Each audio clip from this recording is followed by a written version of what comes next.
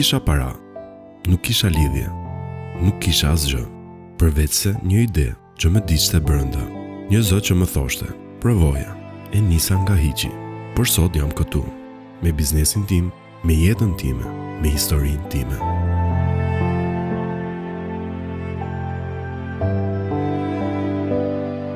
Jam rritur në një familje të thjeshtë. Asnjëherë nuk na ka munguar dashuria, por po, na ka munguar shumë çka tjetër.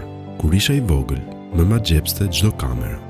Më dukej sikur ato kapnin botë që njerëzit nuk i shihnin dot me sy, por kamerat kushtonin dhe unë nuk i kisha ato para.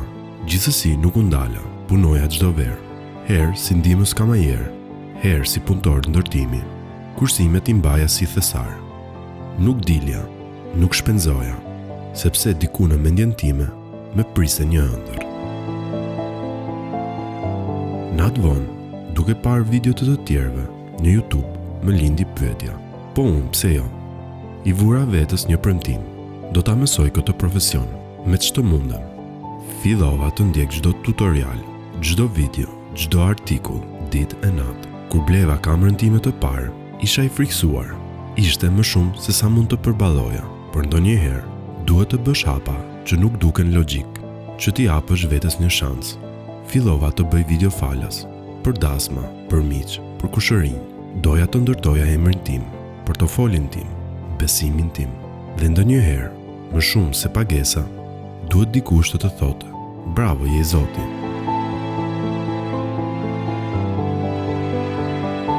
Gjithçka nuk ishte asnjëherë e lehtë. Një projekt që prisja me muaj më la në baltë, se mora kur pagesën. Humbja ishte e madhe, por jo aq sa dëshpërimi. Njerëzit filluan të më thonë, nuk është kjo për ty. Merru me diçka më të sigurt. Ndoshta kishin të drejtë, por nuk i dëgjova, sepse e dija që për të arritur diçka të jashtëzakonshme, duhet të bësh sakrifica që shumë nuk i bënin.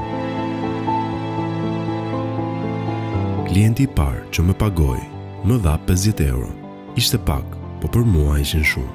Ishte dëshmi që ja vlejti, që dikush pa vlerën time, që aty nisi gjithçka. S'kisha pushim, s'kisha ditë të lirë, por kisha një motiv, t'i tregoja vetes se mundem. Me kohë klientët u shtuan. Fillova të punoj me studio në SBA, në Itali, në Shqipëri. Tani nuk isha më vetëm një djalë me pasion, isha profesionist, dikush që mund t'i besojë eventin më të rëndësishëm të jetës. E ndërtova emrin tim, e ndërtova nga zero, dhe kjo më bën të vlerësoj çdo hap të kësaj rruge. Nëse po dëgjon këtë histori dhe je aty ku kam qenë unë, dije që nuk je vetëm. Ndoshta nuk ke para, ndoshta nuk ke asnjë që të ndihmon, por ke veten. Dhe kjo mjafton. Nëse nuk dorëzohesh, nuk ke nevojë të jesh më i miri.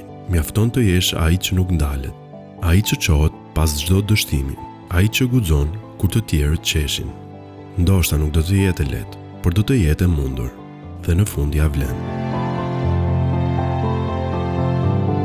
Kjo është historia ime, nga zero, në një ëndër që sot jeton për ditë. Nëse të frymëzoj, më lër një koment, dhe mos harro, historia jote mund të jetë e radhës.